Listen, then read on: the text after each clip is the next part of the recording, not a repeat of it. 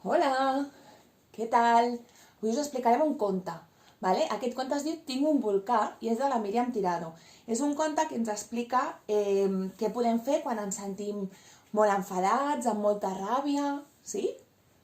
Potser aquests dies, algun moment ens sentim així. Comencem? Sí? A veure si us ajuda, vale? Vinga, petites i petits. Tinc un volcà. L'Alba no ho sabia, però dins hi tenia un volcà. Saps què és un volcà? Diguem que és una muntanya que pot ser que estigui molt tranquil·la, però que de tant en tant s'enrabia i treu foc. Doncs l'Alba en tenia un, dins més o menys entre el melic i les costelles, entre aquí i aquí. Per aquí tenia un volcà. Veieu? Aviam què passarà amb aquest volcà. I no només un volcà, també tenia un camp de pipiripís, un riu ple d'aigua i un mar blau i tranquil. I també boira, i núvols roses i d'altres de ben grisos. El volcà no treia foc perquè sí. A vegades ho feia perquè l'Alba tenia molta son i estava cansada, o perquè tenia molta gana, o perquè un nen li havia pres la joguina preferida.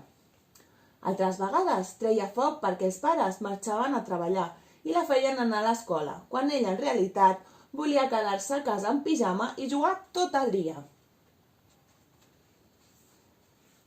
Ui, ara sí que s'ha enfadat. Hi havia moltes coses que no li agradaven a l'Alba. Aleshores, aquell volcà que tenia entre el melic i les costelles s'encenia fins que explotava. Quan el volcà entrava en erupció, l'Alba s'espantava i patia, tot alhora. No li agradava treure foc pels queixals, perquè el foc crema i fa mal, però no sabia com fer-s'ho. Llavors, els pares li preguntaven: «Es pot saber què et passa?» I ella, petita, no sabia què dir-los. Només estava enrabiada i molt enrabiada. Una nit, quan l'Alba ja era al llit, va sentir que li xiu-xiuejaven. «Psst, Alba, què dorms?» No sabia d'on venia aquella veu. Va mirar per tot al voltant. Va fer uns ulls com taronges, així. Quan va veure que tenia una fada amb motxilla a la punta del nas. «Soc la fada dels volcans», li va dir. La nena la va trobar tan bonica que no va tenir gens de por. «He vingut a explicar-te què pots fer quan t'enrabies perquè el volcà que dus a dins no ho cremi tot». L'Alba va estar molt contenta i va pensar que algú, per fi, li explicaria què havia de fer per no patir tant quan s'enfadava. I va escoltar-la amb atenció. El que sents a dins de la panxa quan t'enfades tant es diu ràbia. És normal que t'enrabiïs i tens tot el dret, però si el volcà explota et farà mal a tu i als altres i no podem fer-nos mal entre nosaltres, li va dir. Quan sentis que es desperta, respira lentament i porta l'aire cap al volcà. Agafa'l pel nas i treu-lo per la boca. A poc, moltes vegades. Veuràs com el volcà s'anirà apagant i no cremarà ningú. Vols provar-ho? Això és el que fem a l'escola, oi? A vegades, quan estem molt nerviosos, agafem l'aire pel nas i el traiem per la boca. I així ens calmem una miqueta.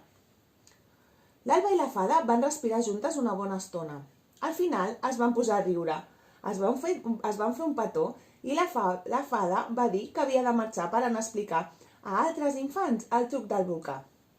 Va carregar-se la motxilla a l'esquena i va sortir volant per la finestra.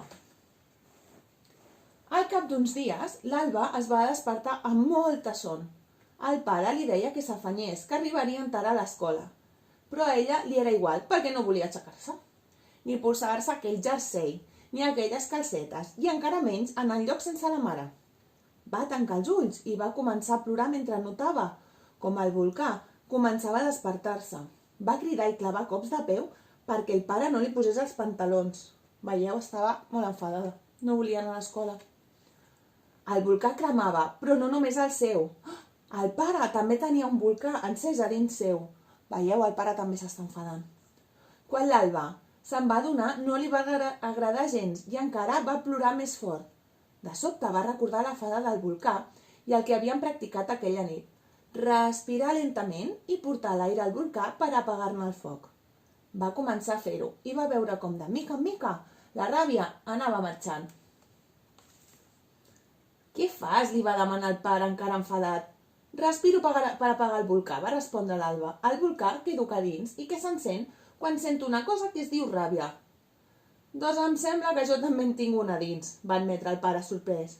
Sí, ja l'he vist. M'expliques què fas per apagar-lo?, li va dir el seu pare. L'Alba va ensenyar al pare a agafar aire pel nas, portar-lo cap al volcà, que hi ha entre el melic i les costelles, a poc, i a treure'l per la boca. L'Alba i el pare van acabar rient a cor, com havia passat amb la fada del volcà. Aleshores, ella va córrer cap a la finestra i va cridar «Fada, funciona!».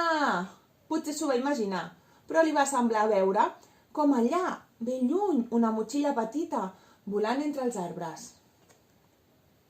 I contat, ja s'ha acabat. Espero que us agradi i que us serveixi quan estigueu una miqueta enfadats. Vale? Molts petons per tots, cuideu-vos!